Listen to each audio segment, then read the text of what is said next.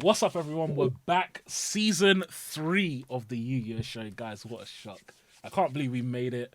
Look, this is going to be a bit of an interesting episode. We're going to have a lot of little discussions and such. Don't worry, by the way, the live episode is going to come at some point. It's just logistics and all of these things. But yeah, guys, let's kick it off by talking about the absolute best deck in the entirety of any TCG ever.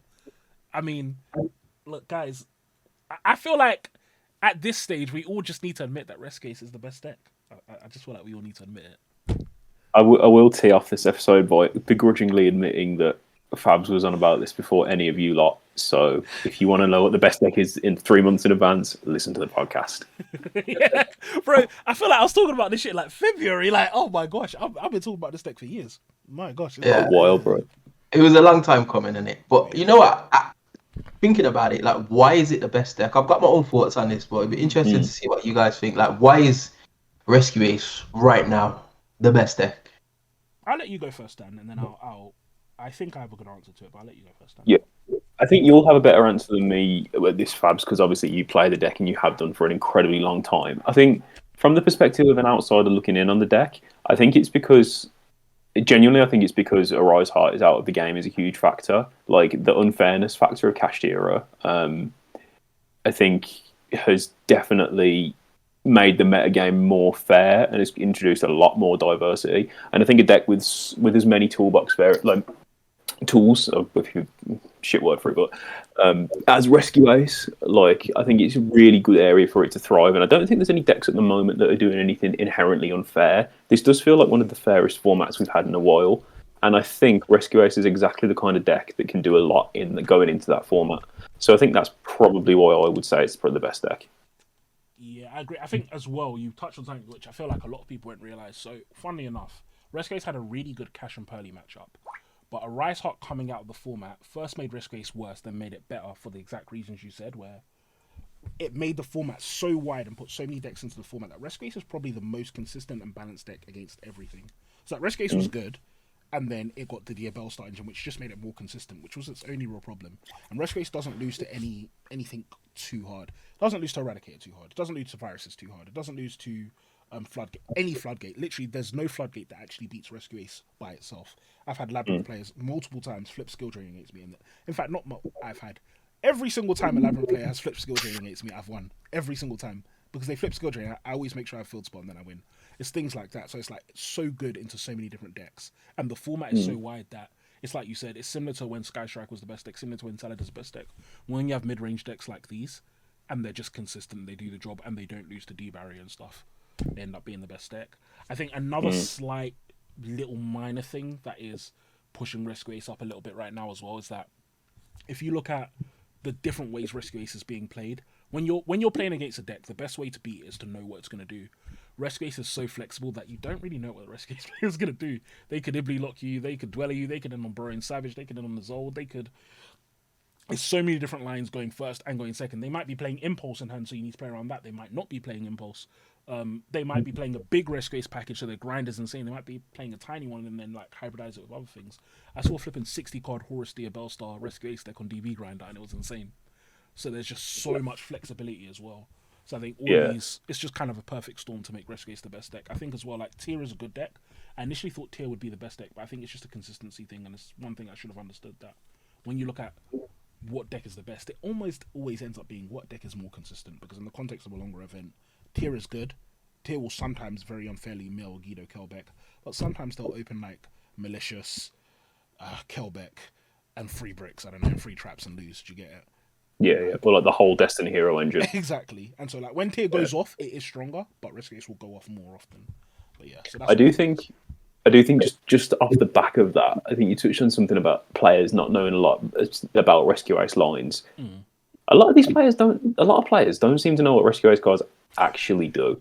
Bro, It seems to have the Ricker syndrome, right? Like, no one seems to read it, even though it is clearly one of the best decks in the room. I don't get it. I agree. I think it's a dual nature as well, where it's like, no, it's part of it is people just not reading cards. I still have people to this day like pop a card and not hit my turbulence.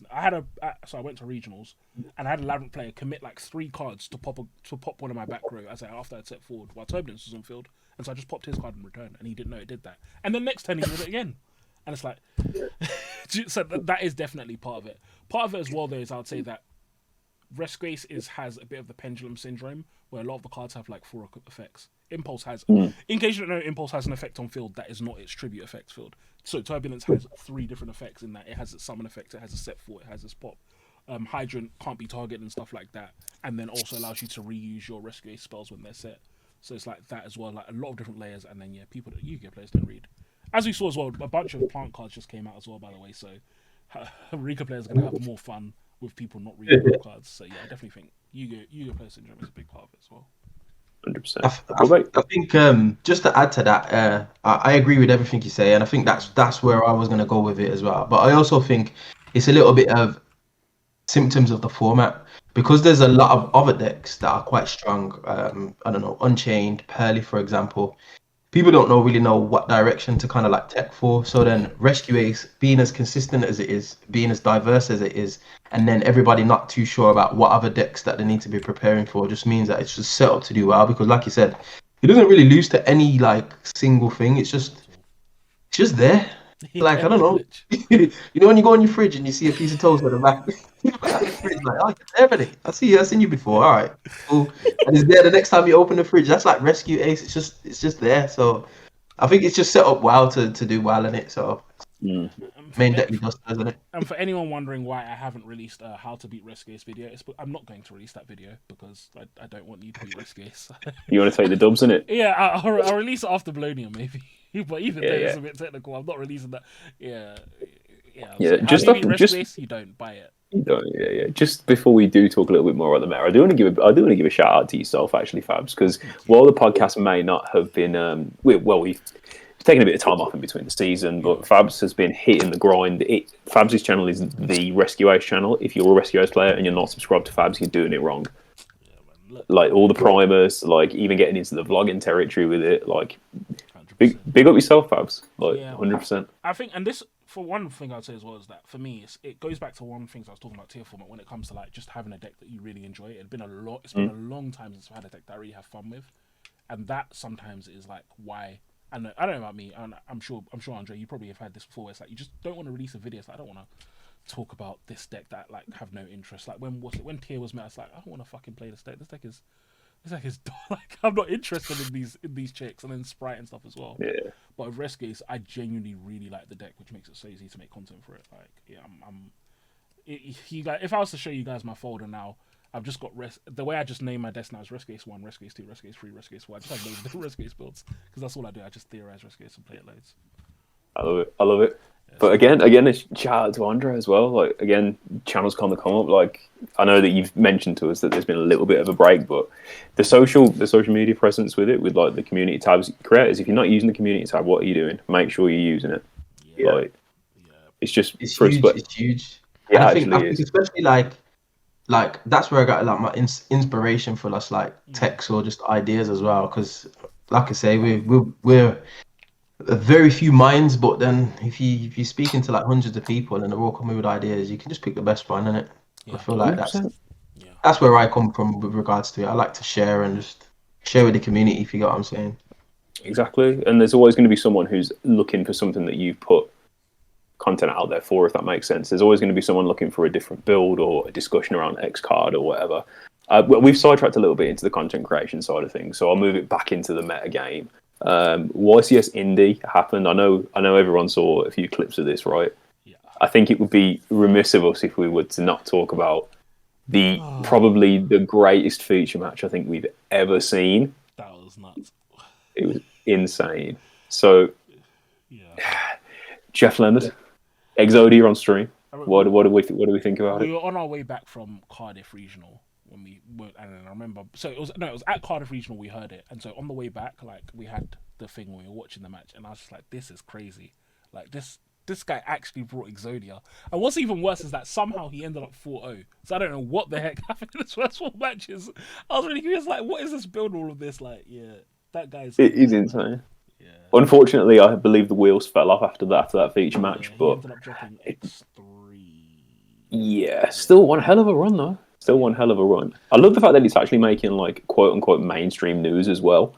Like I've seen articles on IGN like, old man summons Exodia, crowd goes wild. It's just fucking incredible. Do you know what? I had a little bit of theory about this. I was at a wedding, by the way, when this happened, and like I was going crazy. Like the wedding like party were giving speeches, and I'm jumping around in my chair like, oh, what are you doing? Stop messing around. But I was thinking about, you know, like when I can't remember exactly when it was, but Konami had that like earnings call with their like investors, and one of the issues was it wasn't a good spectacle, if you get what I'm saying. It wasn't like the turns were taking too long, it's complicated and that. But then that happened, and I seen Konami push that like to no end, and I think they wanted to do that as a bit of an advert for the game. Like, look, like this is a DM era card, like Origins, and it's still making waves in the game as we speak. So come and get involved, and I feel like it was a really good advert for the game. Do you get what I'm saying? So, 100%. like, I got excited. I've seen Exodia been resolved before, but like again on stream at OICS, I'm just like, this is crazy. So it was good. The amount of people watching it as well, like physically at the OICS, was nuts. I think to piggyback off that as well, another thing that Konami would have liked. Sorry, pardon me. Another thing that Konami would have liked is the fact that the guy playing is like, he's like a middle-aged man. So it's like, it adds the whole thing, like, Yu-Gi-Oh's for everyone. Like, you got kids playing it, you got middle-aged men playing it, and his story about playing is also kind of cute, of trying to get close to his son and stuff. I don't know. I don't know if I would use Mystic Mind to get closer to my child. That's quite strong, but that's besides the point. But still, like, it's a really good endorsement for Konami, and it's a little bit contrary to watching people get FTK'd. I will say, sorry, you've reminded me now, Daniel, when you said before that this is a very balanced format, while I like this format, to be honest, should we segue into talking about PAC's thing, and then we can have the whole discussion? Yeah. Which is PAC. So PAC released a video. Well, first PAC did a bunch of tweets, and then he released a video, and then Josh Schmidt released a video, then he released another video. But basically, PAC and a couple of pro players think this is a really, really bad format. And what do you think, guys? What do you think? Andre, what are you thinking? I disagree. I watched is it Mega Capital G, and he made a really good point on it. Like, he's a big Vanquish Soul player as well, by the way. Shout out to Mega Capital G. But he was saying, like, would you want to play like a computer game with only like 2 settings or 2 options or 2 characters to compete with, or 3? He says that the diversity is what makes it. Not everybody's going to play meta. And people will I know PAC's argument is people will play their pet decks regardless. Like, hero players are playing heroes to the end of time. But like, the diversity, I think, is what makes it draws people into the game. Yes, you're going to get some crazy cards, but ultimately, when you look at the top cut, or when I looked at the top cut, it was what you would quote unquote consider the best decks, if you get what I'm saying. There were a lot of them, but it weren't heroes, it weren't like pendulums, it weren't, do you know what I mean? It was quite a refined set of decks for various reasons, and I feel like that's a good advert for the game. And me personally as well, I embrace it, whereas some people are a little bit kind of like, I wouldn't say narrow-minded, but they're a little bit tunnel vision in the way that they approach the game. They want it to be played a certain way, and it should just be played the way it is, if you get what I'm saying. It's just Yu-Gi-Oh. Yeah. And I think as well, like, I really like the point where it's like, that's one that you made, Andre, where it's like, when you look at the top cut, so it's like half of it was like, not half, I don't know, there was a big percent, like 40% was Rescue Ace, then it was like Pearly, Unchained, like it was the best decks for like more than half. And then when you got to like top 16, by then all of the other decks are out. It's still the best decks and still the best players. And like, PAC's argument is obviously like, yeah, you can't prep for stuff and all of that nonsense, but I feel as though it's such a weak argument, because yes, technically speaking, you can't prep for everything, but you can never really prep for anything. And secondly, I think that's good. And I think that one of the issues with formats where you only, actually no, let me walk back a bit. So you have the 2 extremes. You have tier format where only tiers being played, and you have a format like this, or like last year Nats. Was it last year or the year before, whatever? The Nats where there was like 1 billion decks, where like loads of decks are playing. And it's like, it's easier to prepare in those 1 deck formats, but I'd say other than those 2 extremes, there's a relative middle ground where most formats are, where there's only usually like 3 or 4 decks that are the best deck. And even this format, for example, realistically speaking, the best 3 or 4, if you ask everyone who the best 5 decks are, you're going to get pretty similar answers. It's going to be like Rescue Ace, TR, Manadium, Unchained, maybe Labyrinth. I don't know if the person likes torturing people with floodgates or something. But it's like, these are the kind of, like, you're going to get a relatively similar answer, and those are the decks you're going to see. So it's like, when he complains that there's loads of decks in the format, even in my head, it's like, it's not even that many. Like, there's a few, but there's not so many that it's impossible to prepare for. And funnily enough, I feel like the diversity isn't the problem. Like, and this is what I was going to point out with what you said, Dan, before, when you were like, it's a really balanced format and like there's not much degenerate. I think there is a lot of degenerate things, but I think the problem isn't that there's loads, it's that specific decks do things that aren't fair. So like Manadium, I really don't like Crimson Dragon. I think Crimson Dragon is a really unfair card. As soon as it was released, I was just like, this card is just designed to be broken. So I don't like getting Calamity locked. I don't like the hand loops that Synchro does.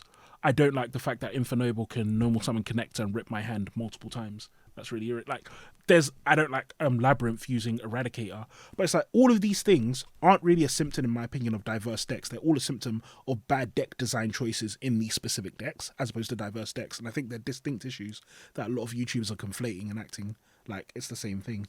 So I do think it's a good format. I don't think it's the best format. I would say, like, it's good. It's most fun I've had in a format. Even ignoring Rescue Ace, it's the most fun I've had in a format since a long time. Genuinely, I can't remember. Probably since Lyrillus Tri Brigade format. But yeah, I don't think it's that bad. I think as well, to add to that, I think it's more of a personal thing than like an objective look at the format. Because his gripe was, I can't make a meta core. And I think that's not, you shouldn't base your feelings on a format just because you can't make a meta call, if you get what I'm saying. Like, I feel like a meta call is whatever, but like a format is something completely different from your opinion of it. Do you know what I'm saying? It still can be enjoyed and played regardless if you can make a meta call or not, but it's because you can't, it's like, wow, this is rubbish. Like, because I can't do this one thing, like, this format's rubbish, when in reality it's probably the best advert for the game that we're gonna get. And ultimately we want more people to come in. We don't, like, if you want to go back to tier format, then that's, I know it's a bit of an extreme example, but like, the point is, he can make a meta call then, isn't it? Because you are going to be playing tier, whereas now he can't, because there's so much like there's enough decks that can potentially win, and I feel like that's more of the issue rather than it actually being a bad format, if you get what I mean. But that's my take. What do you think, Dan? So I do see both sides of the coin to this argument. First of all, I do think that Pack is justified in his opinions on it being a bad format. I do actually think Pack is one of the strongest arguments for a player growing and becoming the best they can be, because we've seen Pack grow from 2020 to being a relatively new player to being arguably one of the best competitive minds in the creator scene, and he's earned his stripes multiple times. I echo the thoughts that you guys are making, that it's a genuinely really fun format, and I will actively say this has been the most excited I've been to play Yu-Gi-Oh! In a long time. But I think that comes more from my preferences as a player, as opposed to my view on the format. I'm a player who, I like to describe myself as a player who plays bad decks the best way. Like, I might be playing a bad deck, but you'll be seeing the most optimal choices in it. So I like it when there's tier 0 formats, because it means that I can make a meta call. If I know that I'm going to be seeing 4 rounds of tier, I can play a deck that can make a Beast Dweller very easily, for example. On the flip side of the coin, if I'm going into a meta where I know roughly what a lot of the meta does, but there's not a chance I'm going to be seeing every single deck, then yes, it can be harder to side deck and like make calls on what deck to play. But also, I think it pushes you as a player to be stronger, and I think it really makes you look and things like tech choices, certain lines in decks, like even interactions, learning about your opponent's decks. I think it's one of the best ways for you to grow as a player. It's having a diverse format.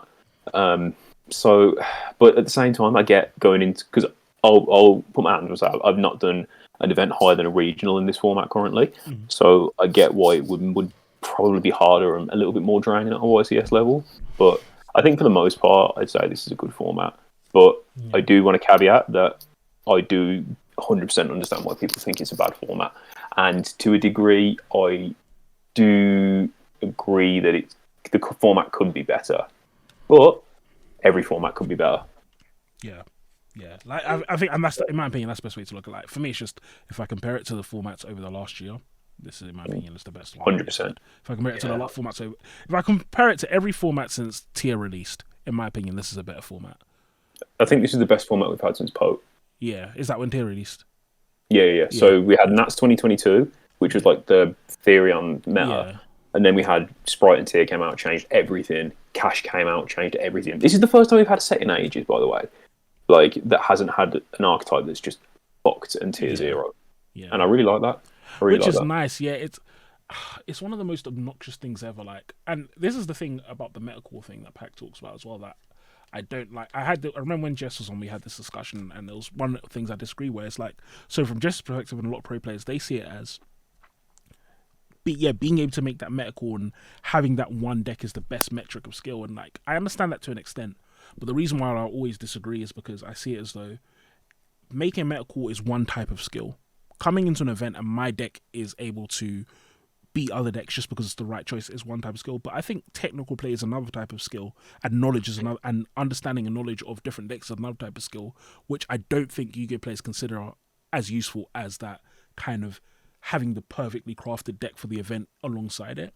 And so, for example, it's like when we look at this meta and like there's no new decks, it's like everything in the format has been in the format for a while. Nothing's actually doing anything different, which means that for me, when I play a lot of my games, they are incredibly technical. Like, not to toot my own horn, but yesterday, Andre can tell you, look, guys, I know I have a big head. It comes from being the best player in the world. But Andre can tell you, yesterday I was playing Rescue Ace against someone, and genuinely, the match I won, no one else would have won. I'm talking about the one against Yusuf when I sided out the witch. Like, it's like I did like 3 or 4 plays in a row, and I was thinking, God damn, I'm amazing. Like I just outplayed him, and it's like I genuinely like it because it's like it's a deck I've been playing for ages. I knew, and the thing is, I know Branded very, very well. Branded was the deck I was playing just before this. I know Rescue Ace very, very well. Yusuf doesn't know Rescue Ace as well as me, and I don't think he knows Branded as well as me either because I was playing it longer than him.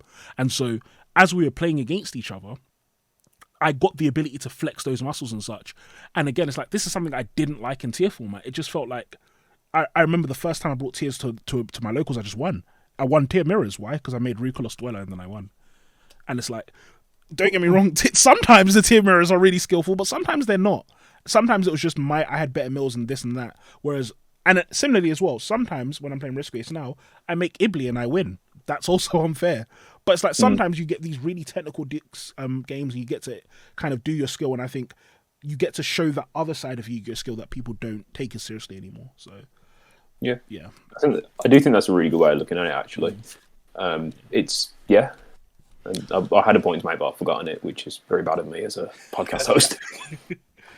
So I want to quickly. There was a. Oh, sorry, Andre. If you got something, you can bring it up, and then I'll bring up what I was. No, carry on. We'll go after that. There was something on the Master Duel community on Reddit. I'm trying to forward it outside of my WhatsApp so you guys don't see my DMs. But copy image address. Can I? Is this gonna work? Okay, it is. Okay. So on Master Duel community on Reddit, they had this question of, out of these cards, Link 2s, what is the most unfair one? And I thought it'd be cool for us to quickly look at it. Wow. So, by the way, guys, I'm not sponsored by Opera, but Opera GX is a very good browser, and I'd recommend it. Yeah, shout out to Opera. Yeah, Opera sponsor me. Give me my money, man. Yeah. We'll do a good plug, Trust. Is it? All right, there we go. Right, so what do we think, guys? Let me highlight this as well so our viewers can see. Out of these cards, what would we think are the most broken Link 2s? What's the most broken ones? Here we go. Oh my days. I think there's a top 3 for me. Yeah. Actually, for me, I would say I have 2 answers, but yeah, it's basically 3 cards I think blow everything else out of the water. Okay, so what are your 3 fabs? So for me, in terms of pure power level, I think Agapane and Verte are just so unfair. Like, Verte just bringing out Dragoon, bringing out DP, all of this, like, just letting you break rules in so many stupid ways. Like, that card was ridiculous. And then the genericness as well. Agapane, even though it wasn't as generic, was a similar thing. The cards it could bring out were ridiculous. Like, if you guys remember, Pendulums were playing the Guard Dragons. Like, the Guard Dragons are so stupid. And again, it's just another thing of this card is just generic. It just summons from the extra deck for free. Like, what the heck? So, Agapane and Verte, I think they're about the same in terms of just being really unfair boss monster enablers. In terms of genericness, though, in terms of the most defining and like what is probably going to make any deck better, Hulk. Has to be Hulk. Hulk is Hulk defined the entire format for like 3 years. Like all Hulk was so powerful that people genuinely thought the game was going to end when it came to the TCG. Yeah. Hulk was, and then it came to the TCG. At first, people were like, "This is really underwhelming," and then we saw like a barrage of Hulk decks, and then it got banned. So, Yeah. But we were in COVID at the time, so we didn't really see Hulk pop off in the way that we should have mainly. But you know what? Hulk's had his time, and now he's gone, and he'll never come back. Yeah. But those are my three. So I say genericness, it has to be Hulk, Power, Verte, and Agape. What about you guys? So for me, there's 5 here that immediately jump out, and I'm going to shock you here, Fabs. Agapane isn't up there. Really? Oh, Wow. Okay. My only reason for Agapane not being up there is because I think Agapane was incredibly powerful at the time. I'm not saying Agapane can come back, but I think out of all of the cards on here that I would like to see come back, I think the one that's probably on the highest, if they're banned, that is Agapane. I just want to highlight, by the way, you could bring out Crimson Dragon with Agapane now. Carry on. Right, anyway, sorry. Yeah.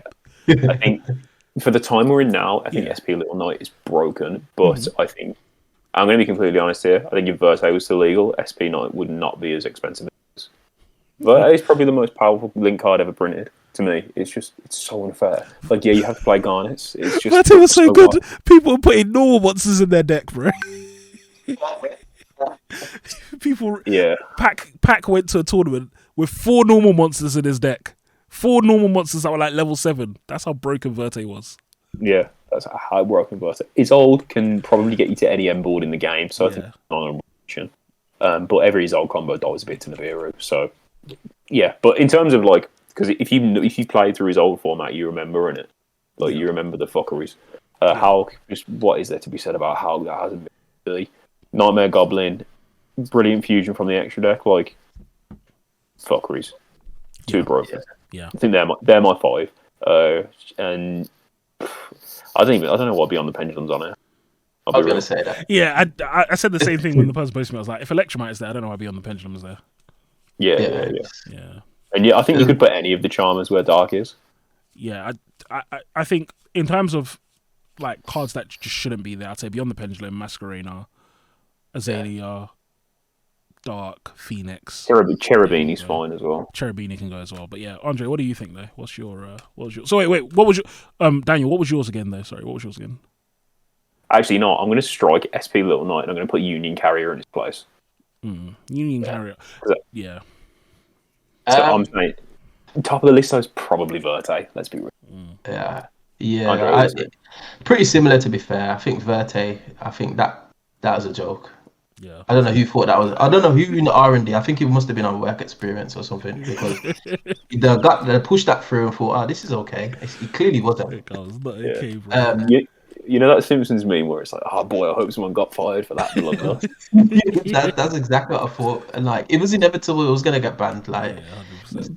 And I just the memed us with the gold rarity and said, have this because it's going. So, I think Hulk and Agapin, or however you pronounce it. I think those two are probably is in the same spot. But I do think SP Little Knight is a problem. And I think that's like a honorary third, with like Agapin and Hulk being second, because I just think a generic Link 2 that gets you so much value, turn after turn as well, and not just going second, but going first as well. I think it's crazy, like how you can dodge certain effects, like targeting effects. I think that is a little bit understated because people are just looking at the removal. But I think I was saying to you earlier, Fabs, like I was speaking to somebody on a community post, I think, and they was telling me about just imperm the turbulence. I was like, listen, you can't do that. Do that anymore. SP Little Knight's just smiling at it like, go ahead, go and waste your card, it's fine. Just before these guys saw me on a DB game, and it's like, the only way you imperm my turbulence is by brick. If I don't want you to imperm it, you're not, because you won't even get a chance. That's what I'm saying. So I think that's crazy. So, but Predator Plant Anaconda has to be at the top for me. It was silly. It was silly. I feel like I was being too harsh on Little Knight, but I think that's probably just because it's quite a new card for me, and to everyone who's going, oh, you said that you got it. I paid the money, I've got one. I've used it at locals tonight. It's fucking broken. Yeah, it's one man. But I'm not sure if it's as broken as Verte or Union Carrier or Hulk. These are some big contenders, isn't it? Yeah. Like I would say SP Little Knight is more balanced DP basically for me. Like it's very very good, very very unfair compared to what we have now, but there are things about that. Even stuff like you can't attack directly with it. Its arrows are actually a very good balancing factor because it means if you start your turn with Little Knight, you need to find a way to get off the board. Little things like that. Yeah, I will say that honorary on this list, and it's probably because Josh keeps beating me with this deck, but honorary on this list, this card needs to flip and go. And I don't know why this card still exists and Electromite is gone. Isolde. I hate that card. I really hate Isolde. I feel like this card is ridiculous. Sorry? I don't know, it's still legal. Like it's the argument is you play bricks, you've got equips in your deck. Like but then you just get one back anyway when you summon Ronaldo for like the card is ridiculous. I don't know why. It's not as broken as it used to be, though. I will say that. Nah, I think it's still broken. I think it's not that it's not as broken. It's just that everything else. There's other cards now that are kind of as good. But in terms of what it does for Warriors, that card is a joke. Oh my gosh. Maybe. Yeah. Every time. Yeah. I hate Warrior decks. Every time there's a degenerate combo, like FTK with like this one card, Isolde is always part of it somehow. Like she's just always part of the problem. You know that meme where it's like it's like I think it's from like Harry Potter when she's like, "Why is it when something happens it's always like, it's the two Isoldes and Neo and Aquadolphin." Yeah, always every degenerate combo this card is part of. Like, yeah. I was gonna say just before we come off this topic. All right, so those are the most broken ones. So do you think some of the ones that are banned there could like make their way back into the game? So I'm looking at Sprite Elf particularly. Like, would you put that back because it's straight up? Do you know why? Sprite Elf, the biggest thing for me at least that makes Sprite Elf unfair. So genericness is usually the biggest problem with cards, and Sprite Elf is too generic. If there was a way to more consistently lock it to sprites, maybe. But the problem is like Sprite Elf, it was annoying when Sprite made it, let alone. But then it's like when TYS started making it, it's like, so they've made this board and I can't even target it. Like, I mean, I can tell you if Rescue could play Sprite, I was so close to making Rescue Sprite. And if Sprite Elf still existed, I would 100% play Rescue Sprite. 110%. Yeah. I think I was a big caveat when Sprite Elf got banned. Long time listeners to the podcast will remember I was like, it should have been Sprint. I was an idiot. Elf definitely deserved that. In hindsight, Elf can't come back. I don't think. Because the reborn is annoying, but the targeting protection as well. It's like, why does this card do that? It's deep. What was the material as well? I'd like to see Electromite come back to one. I've said this for ages. Look, Pendulum's doing nothing even if Electromite comes back. Like, it's, don't get me wrong, like, you'll see some more degenerate Pendulum combos, but Pendulum's still doing... Pendulum can FTK you still. It's just, like, they're going to lose games 2 and 3 to everything. But, like... Electromite can come back. Either they give us Beyond the Pendulum, Exceed the Pendulum, all of these cards, like, they don't do anything. I think... Looking at this, though, I think the only one that's banned that can come back actually is Electromite. Yeah, and even that, like, I would agree with that. And then for me, it's like, even that, it's like, I probably wouldn't. But, like, the thing is, like, Goblin, the annoying thing about Goblin is that it's again, I think the problem we see with a lot of these cards, they're just too generic. Link 2's being this generic. Because Goblin possibly could come back if it wasn't that generic. Union Kara possibly could come back if it wasn't that generic. But the problem with all of these is just... half of them just basically say any 2 cards on board, and a lot of times that just means get any 1 card on board and you get to make this. Which is a shame. Goblin's just so unfair. Again, like, if you play through that format, you will know, like, it just pushed the power level to nuts places. Really, really high levels. But right. Let's bounce off this topic. Has anyone got another one? Something that I did want to discuss actually, because the meta, again, we've talked about it a lot. I was going to try to take this opportunity to talk about Phantom Nightmare, but I don't think we're going to really have to as much time to sit and Phantom Nightmare. We'll go into that age-old question in it. Andre brought this up before we started streaming, and I want to pose the question: what are we feeling at the moment? The tale as old as time: hand traps versus ball breakers.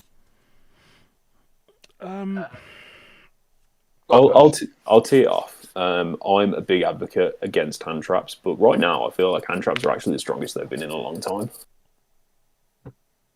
And I think the reason because of that is because of the diversity in the format. Yeah, I agree. I think it's a really hard question to answer because it's a hard question to answer because It's almost for me. It's almost not even a hand traps versus board breakers question anymore. It's just a what cards are the best to play. Yeah, that's a really fair way of looking at it. For example, I think if you should always have thrust now in your side deck. Everyone should play 3 thrust. The card's just too unfair and it hits everything. But then also you should probably play Ash in every deck that you can play it in. You should also play draw in your side deck. You should probably main deck droplets if you can. And so it's so hard for me to answer that question. I would lean more to hand traps just because the best deck is Rescue Ace and they lose quite hard to hand traps. And as a Rescue Ace player, if so, either you're playing Rescue Ace or you're not playing Rescue Ace. If you're playing Rescue Ace, you need to play hand traps because you can't break boards for shit. If you're not playing Rescue Ace, you need to play hand traps because Rescue Ace loses quite hard to hand traps. So I'd lean more to hand traps, but I think there's a lot of nuance in it. Yeah. Like I said, I thought about this, but I do think at the moment hand traps are the way forward. Just because there's so many decks out there that FTK you or pseudo FTK you. Just like you were saying, Fabs, like I played against it and like they put Collector on the field and looked deep into my eyes and said, "Do you want me to continue?" Now, if I had a hand trap, maybe I would have said, "Yeah, go on, let's see what we can do here." But like having no hand traps and then them just doing whatever they want. Same with like Vanadium, like they could just combo off and basically set up an FTK. Like, what are you doing really? And I think at the moment hand traps are the way forward. Yes, board breakers. Yes, thrust talents, that kind of stuff. Dark ruler probably would be a good shout at the moment as well. But I think hand traps are essential. Just if you want to play Yu-Gi-Oh, basically. Yeah. I think it's no. Sorry, no, you finish, Dan, because my point isn't directly linked to this. What I was going to say is, I think a big part of actually this discussion is thrust entirely. Because again, I was someone when thrust came out, I was like, people are going to move up hand traps. Again, an incredibly wrong take from myself. Hand traps didn't go anywhere. But the fact that you can actually just play thrust in the side or in the main, and you can just search for these one-of like blowout cards, like going second or going first, it actually creates a lot of space in your deck. And you know that that thrust is going off in it if it's in your hand 9 times out of 10. Yeah. So I think the fact that thrust actually just compresses like deck space so much is a big reason why people are playing hand traps, because it's like, oh, if I want to play a board breaker, I have to play one evenly, one duster, what have you. Like, you can't really do that with hand traps. So I think that's definitely worth thinking about. And on that, one thing I would really recommend if you're trying to get better at the game, to anyone who's trying to get better at the game, always watch winning deck profiles. It doesn't matter if you don't play the deck, watch them. Because Triff gave some incredible advice about side deck and thrust, and he was saying that pretty much what you were saying, Dan, where he was like, right now, there's loads of decks in the format, and it's like thrust hits everything, and it means that you don't have to play like, he was like, if you try and play 15 going second cards, you lose stuff going first. Try and play 15 going first cards, you lose stuff going second. So he's like, by playing thrust, you can minimize the amount of space you need in your side deck, and then have specific sides in your deck as well. And it was a Vanadium deck profile. Guys, I'm not playing, I'm learning it, but just to learn how to play against it. But it's like, I don't play Vanadium, I play Rescue Ace. But I watched it because I was just hoping I'll catch something, and I did. I wouldn't know that if I didn't watch it. So yeah, always watch those winning deck profiles, because that advice by Triff was insane. And it's like, yeah, just play 3 thrust, and then now play 1 duster, 1 evenly, 1 this, 1 that. Is correct. But yeah, I think thrust, talents, prosperity, all of those cards need to get banned. Every single one of those cards is ridiculous. I don't know why they're in the game. Yeah, they're gonna end up like Fall by the Grave, because it feels the same way. Like, you're trying to give yourself an opportunity to play, and you get punished. Like someone looking at your hand and just after you've said, "Oh, let me just try and stop this one thing that you're gonna do with an Ash," and then they just take a card out your hand. It feels bad. Like, yeah, I think that's the most upsetting part, right? Because your Ash doesn't even stop their whole combo half the time, but you still get punished harder for like daring to Ash them. But it's like, okay, well, sorry. Yeah, it's crazy. Yeah, their time's coming. I think they're gonna make a bit of a money grab from it, and then they'll start banning them, because they can't stay at the way that they are. Yeah. Prosperity is going to 1 next list. Talents maybe. Thrust is going to 1 in about a year. Yeah. Or banned. Yeah. That's the other reason why you should play Ash Blossom. I see Ash Blossom as just called by the grave, but for thrust and talents. That's literally why I play it. Yeah, that's a really good point, actually. For a first episode back, we've touched on a lot of ground in it. Yeah, we have been covering. But look, okay, so guys, I have a confession to make. Okay. I was about to troll everyone and just be like, Rescue Ace is the best deck, but I'm not gonna do that because that would be really bad. But so this December, YCS Bologna is coming around. So, by the way, are either of you guys going to YCS Bologna? I haven't got plans to, no. Andre, are you going? Nah, Oh, you're not going. Okay. maybe next year. Okay. Just because I moved in it. So So, what I would like to kind of get a scope from is we've had quite a big year of events and a lot of events and stuff happened. What do we think about the quality of events comparing, I would say, from Nats last year all the way up until now? How do you think they've gone? What do you think the quality? How do you think the quality of events is going? And I'll explain where I'm going with this afterwards. But what do you think? How do you think the quality of events has been? And I'm even including regionals in this. In general, quality of events. What do you think? Fabs, why don't you start this? It's just something you've been thinking about for a while, clearly. Yeah. So interestingly, it felt like they were getting better up until this year.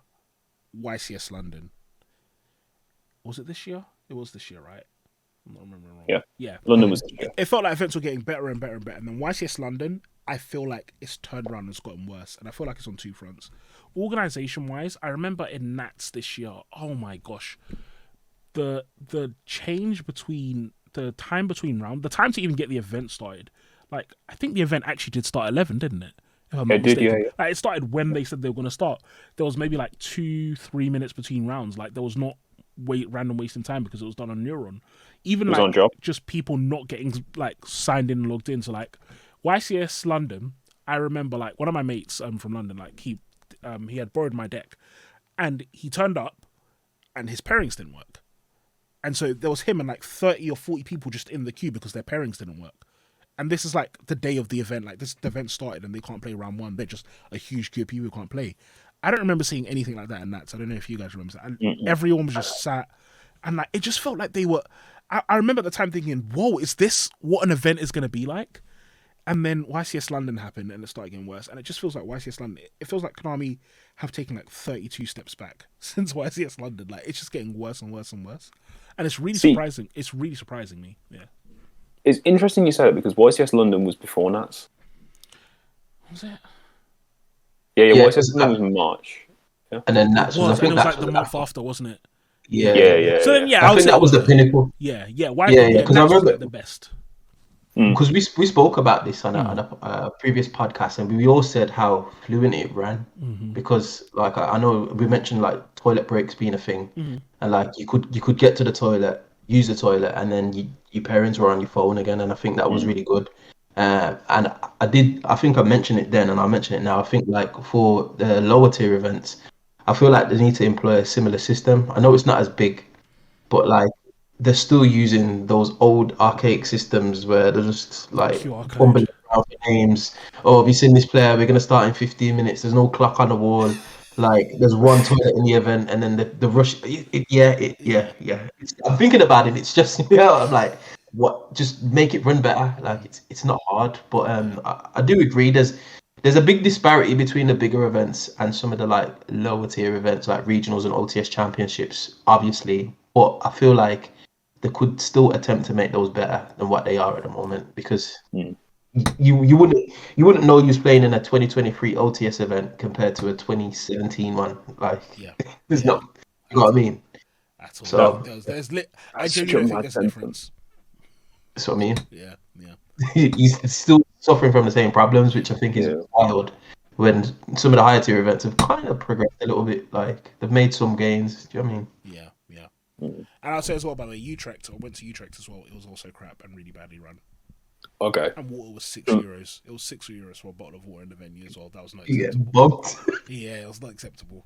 I'm sad because I paid it twice, so I'm quite sad. I was firstly, the walk was quite beyond these things, but yeah. So sorry, Dan, you were about to say something. No. I was going to say, look, there's not much to say not much to what I have to say that hasn't already been said. I think maybe Nats was maybe just a bit of an outlier. Like they hit like the pinnacle of how bigger events should be, and Fabs you've been towards the since then. Maybe it's sort of gone downhill from there. Like Utrecht was terrible. Well, world speaks for itself. day one of Worlds. Oh yeah. What was it? Someone said they did it in the back rooms. Yeah, that was me. Yeah. Yeah. Yeah. It Oh, that was wild. yeah. So you know what? When you say that's a big point, that is, Yeah. because that's like that is the pinnacle of events, Yeah. and it's just It was it's shut in somebody's office. day one was in a trash room, and then day two you couldn't get in unless you were from the country it was in. It's like Yeah. that's crazy. Or invite only, innit? Yeah. Basically, so yeah. Well, to be fair, I will say, to be fair, there's no way I would book a ticket to another country and not have 100% certainty I can enter somewhere. And I'm fairly certain that you could have known, but it's still quite mad that like if you weren't like a native, I don't know what country it is, and I don't want to say something racist by accident, but I'm fairly certain that you weren't allowed in unless you're from the country, basically, or they only sold tickets in the country, basically, which is quite mad. Yeah. Oh, wild. Yeah. So events on the whole, hopefully getting better.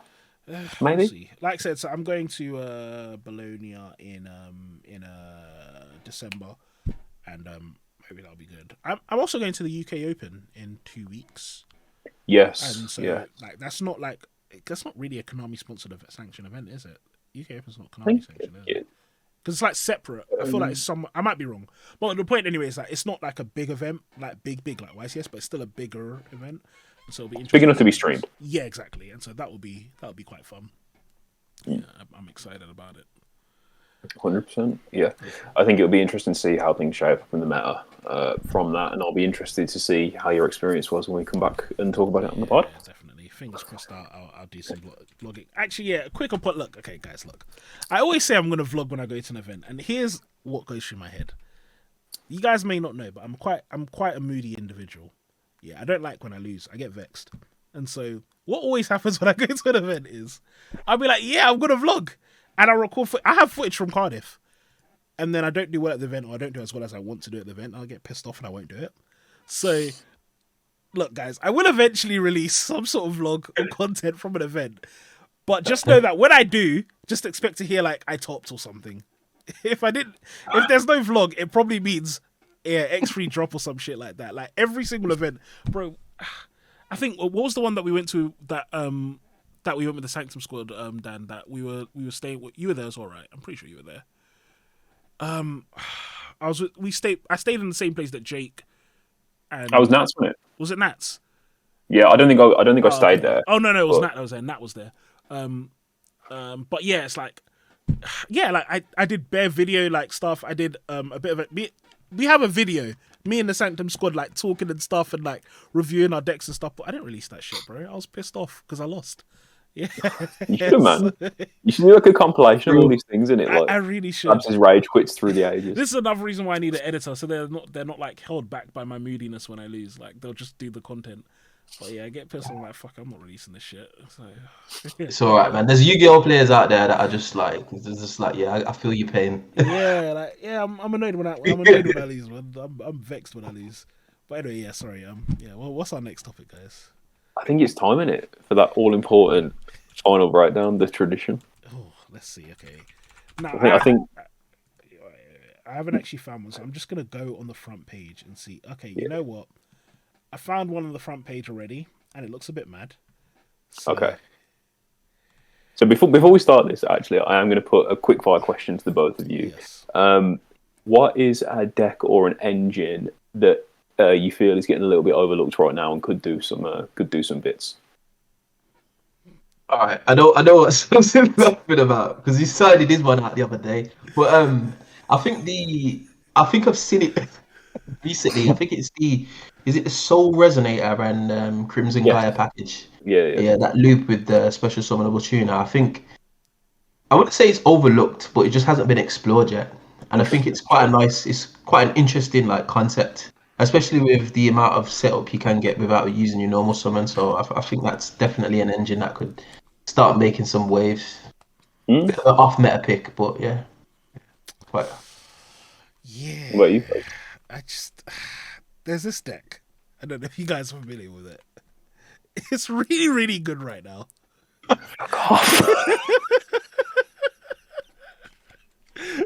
Don't know why I bothered asking. Okay, no.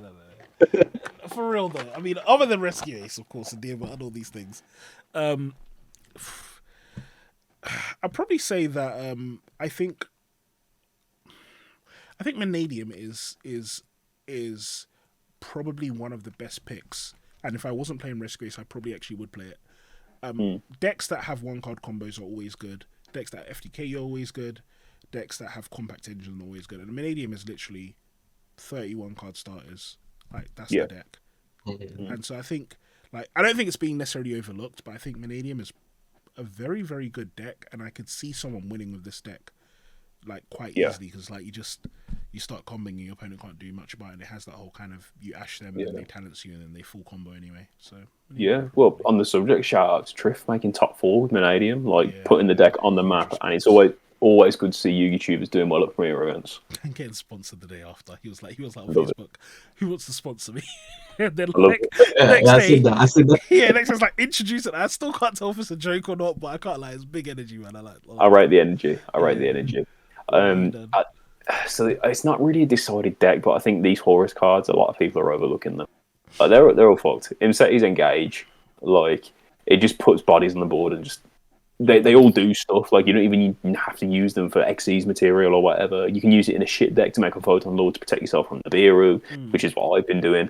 I don't think they're broken, but I think there's a lot to be explored there. And the builds that I've seen playing them that have done well, there's definitely the foundations of something very interesting brewing. So that's my pick anyway. Like, buy your Horus cores now, I would say. Well, actually don't, because everything I've kind of said on this podcast so far has just been proven to be wrong. So I do agree with it. Though. I think Horus. I think it's like, because Rescue obviously came out of the gate and like did really well. Everyone's looking at the Bellstar, but the Horus, I think Imseti's like 20 or 25 right now. Yeah, it's very cheap. Well, not very cheap, but like cheaper than people thought it was going to be. Yeah, and I agree with you. I think it has a lot of potential. So yeah, no, it's a definitely one to keep in mind. But 100%. okay, well, so this Am I the Arsehole is called Am I the Arsehole for refusing to stay somewhere else so my mum can have sex? So it's my birthday. I'm a 19-year-old female on Saturday. Never gets any less mad, does it? It never does. And I planned to go out drinking and come home to sleep after I was done. My mum, who's 43-year-old and female, came into my room asking me if I want to go and stay somewhere on that Saturday night so she can have her man over to do the deed. I was obviously upset by this and told her I planned on coming home as I wanted to sleep in my own bed. She then persisted that I go and stay with a friend because she didn't want to have to go out to do whatever. I said, it's not my problem. She wants someone to stay over and I will be coming home to sleep. She then told me that she would be loud and make sure to wake me up she would be loud and make sure to wake me up so that it's clear that she didn't want me home. This might have been a joke. For context, I've been hearing my mum have sex with her boyfriends at a time since I was 10 years old, and I've complained multiple times about this to her. I obviously don't want to come home and hear my mum having sex, but blah, blah, blah, a lot of detail, that's not that interesting. Basically, is she the arsehole? No.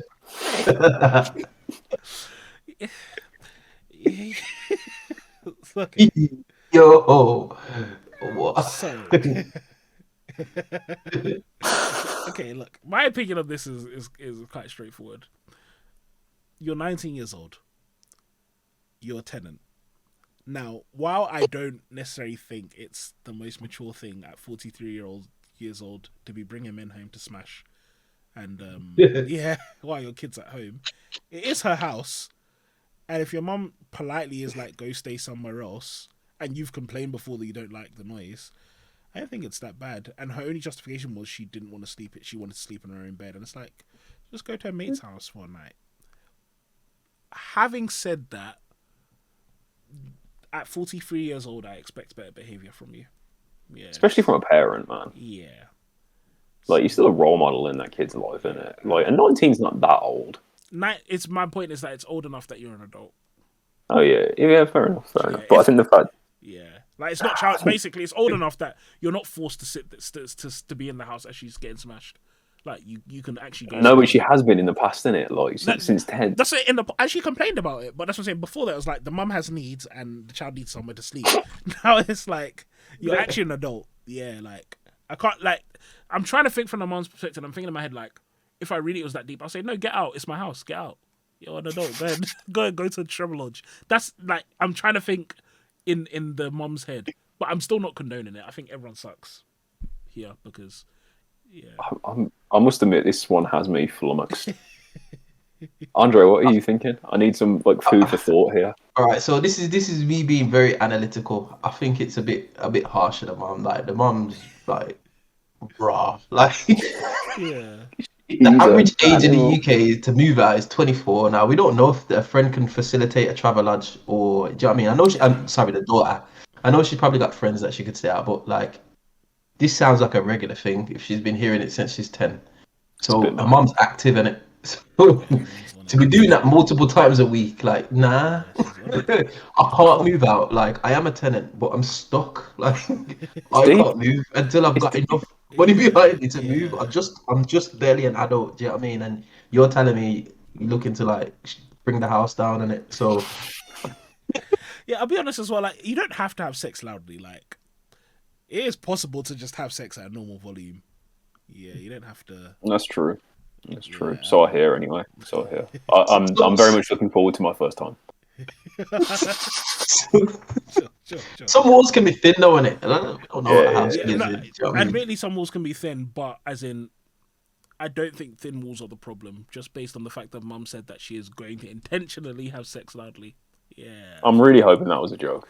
Yeah, I think it was a joke, but I think as well. Yeah. Again, I think everyone sucks just because you are. It sounds deep, but you are an adult, and it is her house. But yes, I admit that if I'm going to look at who should be more of a mature person, of course it's the parent. Yeah, 43 years old. Like, not again. I don't think we have any 43-year-old viewers, so I can say whatever I want. At 43, you're too old to be doing such things. Yeah, like Diabolical. yeah, you overcome such behavior at this stage. Yeah, so I think, you know what? If a mom had said, "Look, here's 40 quid or whatever, I'll go and bang you a travel lodge and go stay with you, mate," I'd be like, "Yeah, move on and do your thing."